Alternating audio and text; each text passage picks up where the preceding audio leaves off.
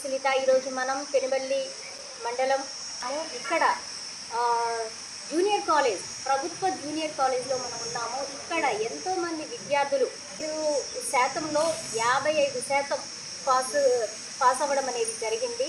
చాలామంది విద్యార్థులను ఒక ఉన్నతమైన స్థానంలోకి విద్యను అందించడంలో ముందున్నది. నా పేరు సయ్యద్ యూసుఫ్. నేను ప్రభుత్వ జూనియర్ కళాశాల పెనుబల్లి ప్రిన్సిపాల్గా పనిచేస్తున్నాను. ఈ ప్రభుత్వ జూనియర్ కళాశాల జిల్లాలోనే ఒక విశిష్టమైన స్థానాన్ని కలిగి ఉంది. ఈ కళాశాలకు విశాలమైన ప్రాంగణం, విశాలమైన తరగతి గదులు ఉన్నాయి.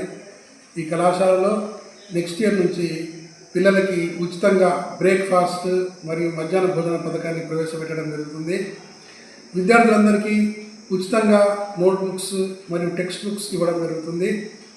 అంతేకాకుండా ఈ కళాశాలలో విద్యార్థుల కోసం మంచినీటి కోసం ఆర్ఓ ప్లాంటు, అమ్మాయిలకి అబ్బాయిలకి సపరేట్గా అత్యాధునికమైన టాయిలెట్ సదుపాయం కలిగి ఉంది. మంచి లైబ్రరీ ఉంది. అన్ని సైన్స్ విభాగాలకి విశాలమైన ల్యాబొరేటరీస్ ఉన్నాయి. అన్ని లైబ్రరీ కూడా ఉంది దీనికి. దీంతోపాటు అంకిత భావంతో పనిచేసే ఉపాధ్యాయులు ఉన్నారు ఇక్కడ. దాని కారణంగానే జిల్లాలోనే రిజల్ట్స్లో ఈ కళాశాల ఇప్పుడు ప్రథమ స్థానంలో ఉంటుంది. గత సంవత్సరం ఐపీఈ రిజల్ట్స్లో 67%తో జిల్లాలో మొదటి 3 కళాశాలలో ఒకటిగా నిలిచింది ఇది.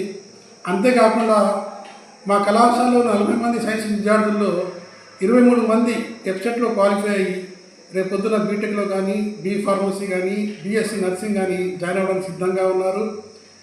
ఒక 2 విద్యార్థులకి నిజాం కళాశాలలో ఓయూలో కూడా అడ్మిషన్స్ దొరికాయి. వాళ్ళకి ఓయూ క్యాంపస్లో. మరి అంత చక్కటి ప్రతిభ గల విద్యార్థి తయారు చేస్తున్న అధ్యాపక బృందానికి నా ధన్యవాదాలు. అంతేకాకుండా గవర్నమెంట్ కళాశాలలో కనుక చదివి ఎంసెట్లో క్వాలిఫై అయితే వాళ్ళు ఏ కళాశాలలో చేరినా కానీ బీటెక్లో విద్యార్థులకి పూర్తిగా స్కాలర్షిప్ రీయింబర్స్మెంట్ జరుగుతుంది. అలా కాకుండా ప్రైవేట్ కళాశాలలో కనుక చేరి ఉన్నట్టయితే కొంతవరకు మాత్రమే గవర్నమెంట్ ఇస్తుంది, మిగిలింది మనం కట్టుకోవాల్సి ఉంటుంది డబ్బులు. కాబట్టి ఈ విషయాన్ని తల్లిదండ్రులు గమనించగలరు. ఇక్కడ ఎంసెట్ క్వాలిఫై అయిన ప్రతి విద్యార్థి ఆ కళాశాల ఫీజు 2 లక్షలు ఉన్నా, 1.5 లక్షలు ఉన్నా పూర్తిగా గవర్నమెంటే భరిస్తుంది. కాబట్టి విద్యార్థులకి ఆర్థికంగా చాలా వెసులుబాటు ఉంటుంది కుటుంబాలకి. కాబట్టి మీరు ఈ విషయాన్ని గమనించగలరు. మరి సైన్స్ విభాగంలోనే కాకుండా ఆర్ట్స్ విభాగంలో కూడా మా విద్యార్థులు చాలా చక్కగా రాణించారు. ఆర్ట్స్ కళాశాలలో ఆర్ట్స్ విభాగంలో 1000 మార్కులకు గాను 900 మార్కులు సాధించి మరి గ్రూప్స్ మరియు ఐఏఎస్ టార్గెట్గా విద్యార్థులు ముందుకెళ్తున్నారు.